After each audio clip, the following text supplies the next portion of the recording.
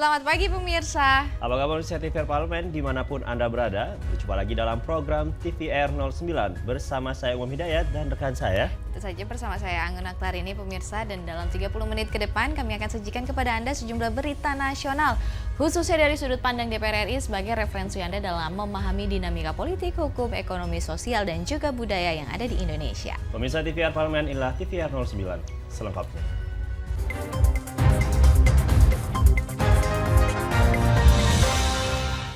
Pemirsa, kita awali pagi ini dengan berita terkait anggota Komisi 4 DPR RI yang menyatakan selain masalah cuaca, persoalan lingkungan seperti illegal logging, buruknya tata ruang kota hingga sampah menjadi penyebab banjir yang terjadi di sejumlah daerah beberapa waktu lalu. Anggota Komisi 4 DPR RI menyebut selain masalah cuaca, persoalan lingkungan seperti illegal logging, buruknya tata ruang kota hingga sampah menjadi penyebab banjir yang terjadi di sejumlah daerah beberapa waktu lalu. Data perakiraan cuaca BMKG periode Maret hingga April 2024 menyebut sejumlah wilayah diprediksi akan mengalami banjir yang disebabkan curah hujan tinggi dan naiknya permukaan air laut. Alinmus menilai selain faktor cuaca dan alam, rusaknya ekosistem lingkungan hutan dan kawasan pemukiman menjadi penyebab banjir kerap terjadi di sejumlah provinsi. Untuk itu, ia meminta pemerintah melalui Kementerian Lingkungan Hidup dan Kehutanan memprioritaskan program yang berdampak langsung kepada masyarakat, terutama dalam pencegahan banjir dengan menanggulangi kerusakan lingkungan dan memperbaiki tata ruang kota yang lebih baik. Pembuangan sampah sembarangan juga bisa membuat aliran sungai yang tersendat yang akhirnya menyebabkan banjir. Terus juga RT RW tata letak satu kota atau satu daerah juga tidak ditata dengan baik sehingga bisa menyebabkan banjir. Tapi yang saya soroti tadi adalah bagaimana banjir itu disebabkan di daerah-daerah yang masih memiliki ruang wilayah yang besar. Seharusnya kan tidak banjir di salah satu desa misalkan, tapi mungkin dikarenakan penebangan pohon, illegal logging dan sebagainya itu yang bisa menyebabkan banjir. Itu yang harus kita lihat.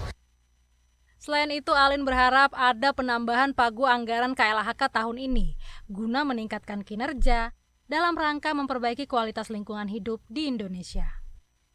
Andini dan Ridwan, TVR Parlemen, melaporkan. Pemirsa, kita beralih ke berita selanjutnya di mana Komisi 5 DPR RI berkomitmen mendorong penanganan banjir akibat meluapnya Kali Sabi di Tangerang. Di sini melalui penganggaran yang efektif dan juga kerjasama antar pemerintah daerah dan juga pusat. Komisi 5 DPR RI menegaskan komitmennya untuk mendorong penanganan banjir akibat meluapnya Kali Sabi di Tangerang, Banten, melalui penganggaran yang efektif dan kerjasama antar pemerintah daerah dan pusat. Anggota Komisi 5 DPR RI Ishak Meki menilai diperlukan perencanaan yang matang untuk menangani banjir Kali Sabi.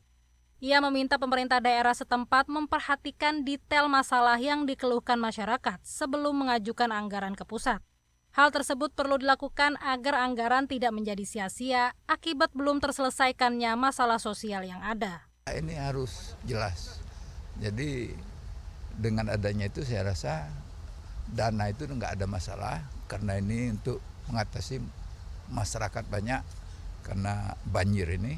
Saya rasa Balai atau PUPR pasti akan membantu dan Komisi 5 akan perjuangkan hal itu. Anggota Komisi 5 DPR RI Novita Wijayanti menegaskan, pemerintah harus berhati-hati dalam melakukan pendekatan dengan masyarakat.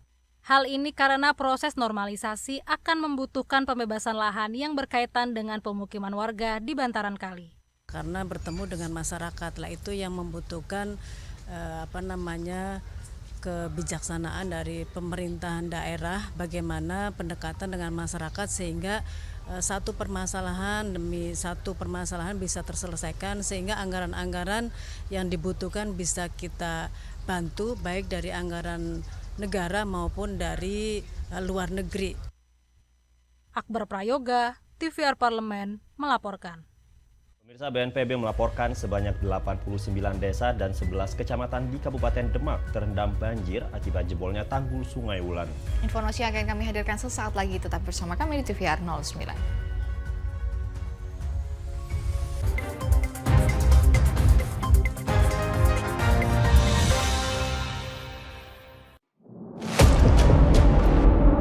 sini ditambang. Konflik yang terjadi, Warga sini tidak mengizinkan.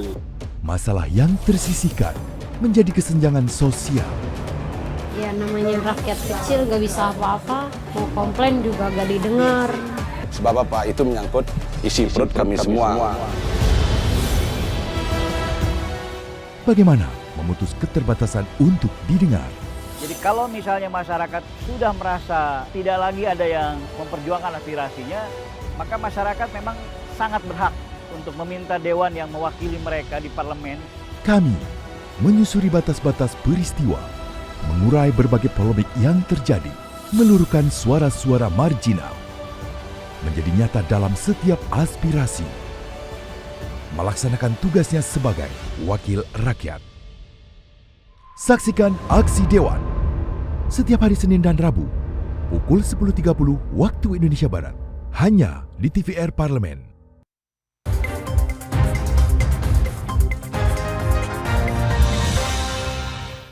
Pemirsa masih bersama kami di TVR 09. Komisi 8 meminta pemerintah daerah serta Badan Penanggulangan Bencana Daerah terus berkoordinasi dengan pemerintah pusat terkait penanganan dampak banjir di Kabupaten Demak. BNPB melaporkan sebanyak 89 desa dan 11 kecamatan di Kabupaten Demak terendam banjir akibat jebolnya tanggul Sungai Wulan. Komisi 8 meminta pemerintah daerah serta Badan Penanggulangan Bencana Daerah terus berkoordinasi dengan pemerintah pusat terkait penanganan dampak banjir di Kabupaten Demak. Anggota Komisi 8 DPR RI Maman Imanul Haq menilai pola komunikasi serta koordinasi dalam penanganan bencana masih perlu diperbaiki. Menurutnya diperlukan sinergi yang baik antara pemerintah daerah dan pemerintah pusat dalam mengatasi persoalan banjir dan bencana yang terjadi di daerah. Makanya Komisi 8 meminta agar sistem koordinasi dan komunikasi antar pihak yang penanganan bencana ini betul-betul menjadi prioritas. Itu yang pertama. Sehingga penanganan banjir dimanapun itu tidak boleh lalu hanya merasa kepentingan 1-2 pihak, tetapi harus melibatkan secara keseluruhan. Karena yang akan jadi korban tentu masyarakat. Sementara itu, anggota Komisi 8 DPR RI Endang Maria Astuti meminta pemerintah daerah berkoordinasi dengan pemerintah pusat dalam kesiapsiagaan infrastruktur penanggulangan bencana yang sedang terjadi. Pemerintah daerah dan pemerintah daerah itu harus koordinasi ke pusat untuk memperbaharui infrastruktur minimal itu sebagai pencegahan. Kalau itu tidak dilakukan, pasti setiap tahun akan selalu memakan korban dan pasti adalah pengungsian yang ada. Dari tahun ke tahun selalu saja terjadi seperti itu. Jadi mestinya ini sudah harus jauh lebih prepare. Samuel dan Dodi, TVR Parlemen melaporkan. Pemirsa, terkait dengan kenaikan pajak pertambahan nilai sebesar 12% yang akan mulai diberlakukan awal tahun 2025, di sini Komisi 11 DPR RI meminta pemerintah mengkaji secara mendalam dampak dan besaran nilai yang dinaikkan, agar hal ini tidak memberatkan masyarakat. Terkait kenaikan pajak pertambahan nilai sebesar 12% yang akan mulai diberlakukan awal tahun 2025, Komisi 11 DPR RI meminta pemerintah mengkaji secara mendalam dampak dan besaran nilai yang dinaikkan, agar hal ini tidak memberatkan masyarakat. Wakil Ketua Komisi 11 DPR RI Amir Uskara menilai, melihat situasi perekonomian saat ini, kenaikan akan berdampak bagi masyarakat, karena daya beli masyarakat semakin menurun. Kondisi yang ada saat ini, kalau PPN kita naikkan 12% tahun depan, yang terkena pasti masyarakat lagi. Artinya pasti kembali ke masyarakat. Nah, kalau kembali ke masyarakat, sekali lagi kalau masyarakat yang miskin atau rentan miskin kan masih ada bansos atau ada BLT ya dari pemerintah. Tapi masyarakat menengah ke atas yang berada pada posisi menengah yang saya bilang tadi penghasilan 4 juta sampai 8 juta itu kan tidak tersentuh oleh kebijakan-kebijakan. Nah, ini yang paling berat dan itu. Sementara itu, anggota Komisi 11 DPR RI Muhammad Misbahkun meminta pemerintah gencar melakukan sosialisasi kepada masyarakat, sehingga masyarakat mengetahui jenis barang dan jasa yang dikecualikan dari tarif kenaikan PPN. Pada 1 Januari 2025, kalau pemerintah memang mau disiplin itu, dan kami di Partai Golkar itu memberikan dukungan, tapi perlu diantisipasi. ya diantisipasi dampaknya terhadap perekonomian makro karena 56-58% ya kan pertumbuhan ekonomi itu didrive oleh konsumsi kita, konsumsi rumah tangga, dan itu pasti akan terpengaruh dengan kenaikan harga. Mario, TVR Parlemen melaporkan. Pemirsa, Wakil Ketua Komisi 4 DPR RI menegaskan pemerintah harus menyediakan bibit, pupuk, dan juga pengelolaan pertanian yang modern untuk mengantisipasi kekurangan pangan. Dan pemirsa, selain itu lahan cetak sawah tidak boleh dialihfungsikan. Wakil Ketua Komisi 4 DPR RI Anggia Ermarini menegaskan pemerintah harus menyediakan bibit, pupuk, dan pengelolaan pertanian yang modern untuk mengantisipasi kekurangan pangan. Selain itu, lahan cetak sawah tidak boleh dialihfungsikan. Masa panen tahun 2023 mundur karena El Nino. Akan tetapi, kejadian ini harus bisa diantisipasi dengan cara yang tidak biasa, karena pangan menjadi persoalan ekstraordinari dan membutuhkan kebijakan prioritas dari pemerintah.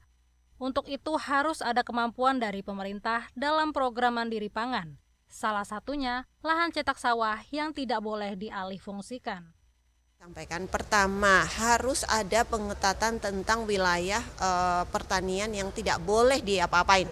Untuk pertanian ya pertanian, untuk sawah, karena itu untuk ketersediaan pangan kita, bukan untuk bangunan gitu ya.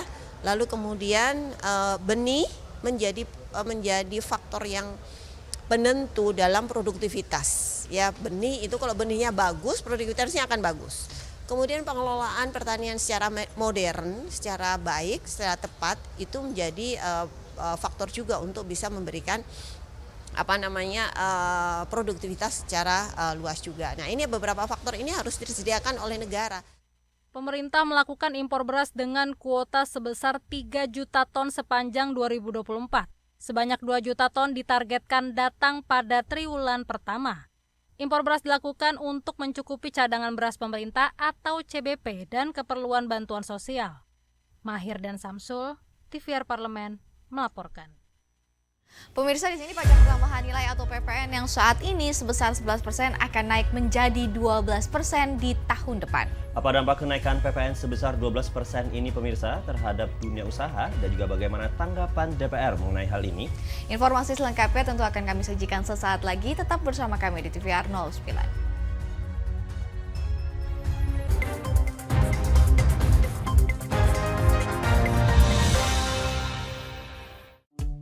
DPR RI memiliki fungsi diplomasi dalam menjalankan politik luar negeri sesuai dengan pasal 116 Undang-Undang MD3. Kontribusi aktif BKSAP DPR RI memainkan peranan penting dalam memenangkan persaingan global melalui IPU, IPA, IPPF, IPA, dan PUIK. BKSAP memiliki komitmen yang tinggi dalam krisis kemanusiaan dunia. Fungsi diplomasi dijalankan untuk mendukung upaya pemerintah dalam melaksanakan politik luar negeri.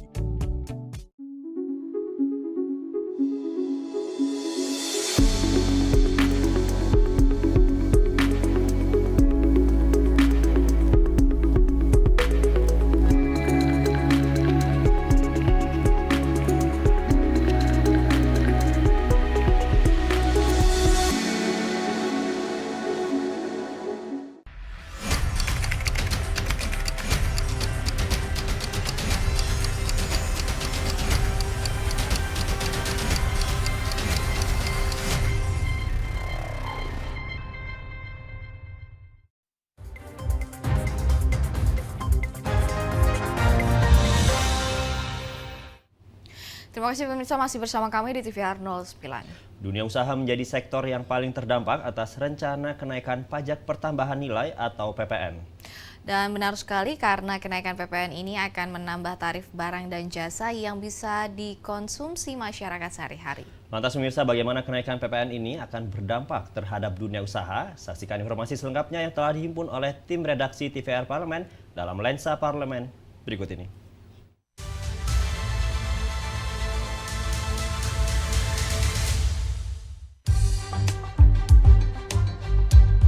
Dunia usaha merupakan sektor yang paling terdampak atas rencana kenaikan pajak pertambahan nilai atau PPN. Bagaimana tidak, kenaikan PPN akan menambah mahal tarif barang dan jasa yang biasa dikonsumsi masyarakat sehari-hari. Beberapa contoh barang yang terkena PPN diantaranya pakaian, tas, sepatu, pulsa telekomunikasi, alat elektronik, barang otomotif, hingga kosmetik. Termasuk juga jasa layanan streaming film dan musik seperti Netflix. Tidak berlebihan jika pengusaha mengkhawatirkan situasi ini berpotensi menurunkan minat konsumsi masyarakat. Kenaikan PPN merupakan salah satu rencana penyesuaian pajak pemerintah yang diatur dalam Undang-Undang Nomor 7 Tahun 2021 tentang harmonisasi peraturan perpajakan. Kenaikan itu merupakan bagian dari Pasal 7 Ayat 1 Undang-Undang Harmonisasi Peraturan Perpajakan yang membuat tarif PPN naik menjadi 12% pada tahun 2025. Berkaitan dengan itu, anggota Komisi 11 DPR RI Andreas Edi Susetio menilai rencana kenaikan PPN perlu ditinjau kembali. Jadi sebetulnya yang paling penting adalah kita mesti melihat kondisi ekonomi kita, apakah saatnya tepat. Seperti kita ketahui bahwa sekarang ini kita masih dihadapi oleh namanya tingkat suku bunga yang masih tinggi, higher for longer. Dan ini tentu menyulitkan, setidaknya berpengaruh kepada dunia usaha. Sehingga sebetulnya dari segi timing, kalaupun harus dinaikkan itu mestinya mempertimbangkan kondisi ekonomi kita.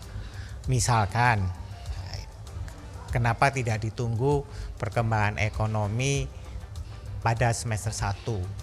Apakah misalkan di semester 1 itu Federal Reserve Bank sudah bisa menurunkan tingkat bunga atau tidak? Jadi kalau menurut saya perlu ditinjau kembali dengan lebih mengutamakan mengenai pertumbuhan ekonomi kita terlebih dahulu.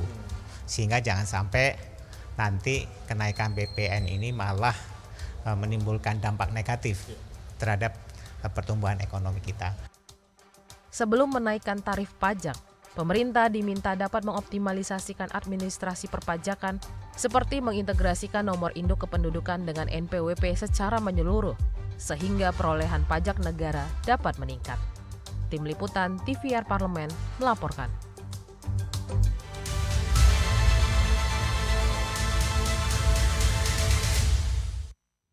Pemirsa, seiring berjalannya waktu, teknologi di sekeliling kita pun terus berkembang dengan pesat.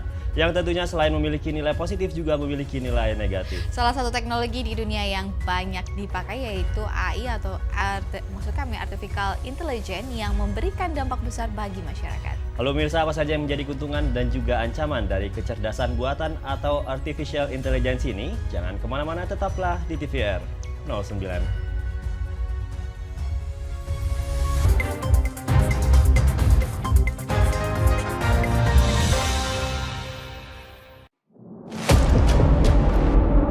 Sini ditambang. Konflik yang terjadi. Sini tidak mengizinkan. Masalah yang tersisihkan menjadi kesenjangan sosial. Ya namanya rakyat kecil gak bisa apa-apa, mau komplain juga gak didengar. Sebab apa? Itu menyangkut isi perut kami semua. Bagaimana memutus keterbatasan untuk didengar? Jadi kalau misalnya masyarakat sudah merasa tidak lagi ada yang memperjuangkan aspirasinya, maka masyarakat memang sangat berhak untuk meminta dewan yang mewakili mereka di parlemen. Kami menyusuri batas-batas peristiwa, mengurai berbagai polemik yang terjadi, meluruhkan suara-suara marginal, menjadi nyata dalam setiap aspirasi, melaksanakan tugasnya sebagai wakil rakyat. Saksikan Aksi Dewan setiap hari Senin dan Rabu pukul 10.30 waktu Indonesia Barat hanya di TVR Parlemen.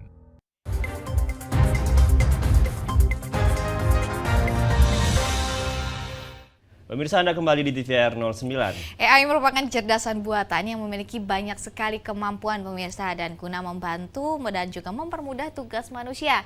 Bahkan di sini dalam mengambil keputusan. Dan teknologi ini tentunya tidak hanya membawa dampak positif, namun juga dampak negatif. Salah satunya terkait keamanan privasi.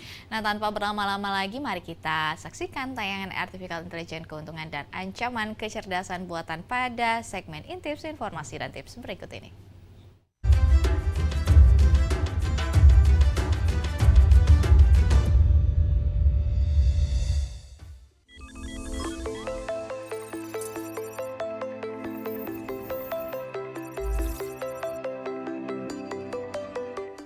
pemirsa TVR Parlemen, kali ini pemirsa akan kami ajak untuk memahami kecerdasan buatan atau Artificial Intelligence atau yang lebih sering disebut dengan AI. AI telah menjadi salah satu tren teknologi paling signifikan dalam beberapa tahun terakhir. Dengan kemampuannya untuk memproses dan menganalisis data secara cepat, serta mengambil keputusan yang kompleks, AI telah memberikan dampak yang besar bagi berbagai aspek kehidupan manusia saat ini. Namun, seiring dengan kemajuan ini, muncul pula beberapa ancaman dan kekhawatiran terkait dengan perkembangan AI loh pemirsa. Jadi, apa aja sih keuntungan dan ancaman dari AI ini? Sampai-sampai seluruh perusahaan, instansi, bahkan pemerintahan di berbagai dunia berlomba-lomba mengembangkan teknologi AI untuk mendukung kerja mereka. Bahkan menginvestasikan miliaran dolar untuk menciptakan sebuah mesin yang serba bisa. Salah satu AI yang lagi hits dan banyak dipakai adalah ChatGPT, merupakan aplikasi AI berbasis website yang dibuat dengan cara komunikatif untuk mencari informasi. Pemirsa, ChatGPT bisa dikembangkan untuk mendukung berbagai pekerjaan yang sedang kita lakukan, karena kemampuan berpikirnya yang sangat mumpuni dan terus berkembang menyamai kemampuan berpikir manusia. Saat ini, ChatGPT telah digunakan di berbagai elemen pekerjaan, seperti jurnalis hingga pelajar. Kita bisa meminta ChatGPT mencarikan sumber rujukan yang valid, hingga membuat perencanaan kerja atau rencana jalan-jalan. Bahkan, artikel ini dibuat dengan bantuan ChatGPT juga loh pemirsa. Meskipun kita hanya menggunakan ChatGPT, sesungguhnya AI telah dikembangkan di berbagai belahan dunia. Contohnya, mulai dari dunia kesehatan, dengan adanya aplikasi yang mampu mendeteksi cepat penyakit manusia. Selain itu, saat ini kita juga semakin mudah mendapatkan layanan asisten di ponsel kita. Bagi pengguna perangkat Apple, pemirsa bisa memanfaatkan fitur asisten pribadi yang disebut dengan Siri, Android dengan Google, juga Amazon dengan Alexa. Tentu pemirsa pernah mencobanya kan? Bahkan berbagai layanan perusahaan besar pun sudah memiliki asisten virtual untuk menjangkau komplain dari pelanggannya. Dunia otomotif pun tak kalah maju. Saat ini berkembang berbagai mobil tanpa supir atau yang disebut dengan kendaraan otonom. Sebut saja Tesla, milik Elon Musk, yang menjadi pionir kendaraan listrik dengan kemampuan kecerdasan buatannya. Teknologi AI digunakan dalam pengembangan mobil otonom untuk membantu kendaraan dalam mengenali dan merespon lingkungan sekitarnya. Mobil otonom seperti Tesla menggunakan AI untuk sistem pengemudi otomatis yang dapat mengendalikan kendaraan tanpa perlu manusia. Pemirsa, di dunia seni pun AI tak kalah menggiurkan. Adobe misalnya, mengembangkan AI yang disebut Adobe Firefly untuk membantu kita menyelesaikan tugas-tugas desain atau gambar ilustrasi, bahkan foto yang kita butuhkan. Kini melakukan manipulasi gambar menjadi semakin mudah. Kita tinggal membuat perintah pada kanvas dan voila, semua sudah langsung dikerjakan oleh AI. Perintah dalam bentuk kalimat bisa diterjemahkan dalam bentuk gambar yang sangat detail, seolah-olah dibuat oleh manusia. Padahal, semuanya telah dikerjakan secara mandiri oleh mesin dalam hitungan detik. Inilah mengapa AI sebagai mesin bisa bermimpi sendiri dan mengembangkan dirinya sendiri secara artistik. Tapi pemirsa, banyak yang skeptis dengan perkembangan AI juga loh. Khususnya mereka yang takut jika AI semakin pintar dan bahkan lebih pintar dari manusia. Banyak sekali film-film yang menggambarkan betapa menakutkannya tentang perkembangan AI ini loh pemirsa. Seperti film Terminator ini, yang bercerita tentang robot dengan kemampuan melebihi manusia super. Bahkan banyak pemikir yang memperkirakan di masa depan manusia bisa punah karena mesin yang bisa menguasai dunia. Wah, kok serem sekali ya. Dalam era di mana data menjadi komoditas yang berharga, masalah keamanan dan privasi juga menjadi perhatian utama. Penggunaan AI yang luas juga berarti adanya potensi resiko terhadap kebocoran data pribadi dan serangan siber yang lebih kompleks. Misalnya AI yang digunakan dalam aplikasi di Instagram atau TikTok. Ada aplikasi yang bisa mengubah wajah kita menjadi seperti wajah orang lain. Aplikasi ini mengandung potensi bahaya yang membuat identitas orang bisa disalahgunakan untuk tujuan tertentu, seperti pemerasan dan pencurian identitas. Nah, itu tadi beberapa poin soal keuntungan dan ancaman dari perkembangan AI. Kalau pemirsa TVR Parlemen, bagaimana nih? Optimis pesimis atau takut dengan perkembangan AI yang semakin pintar?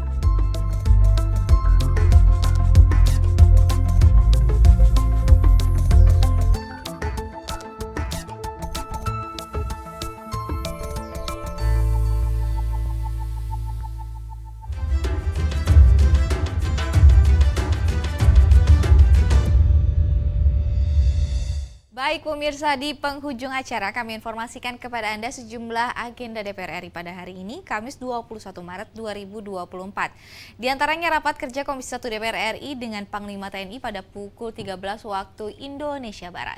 Dan pemirsa, sejumlah agenda serta program DPR RI lainnya dapat Anda saksikan secara langsung di TVR Parlemen melalui kanal utama, kanal komisi dan juga kanal alat kelengkapan dewan lainnya yang dapat Anda akses di tvr.dpr.go.id.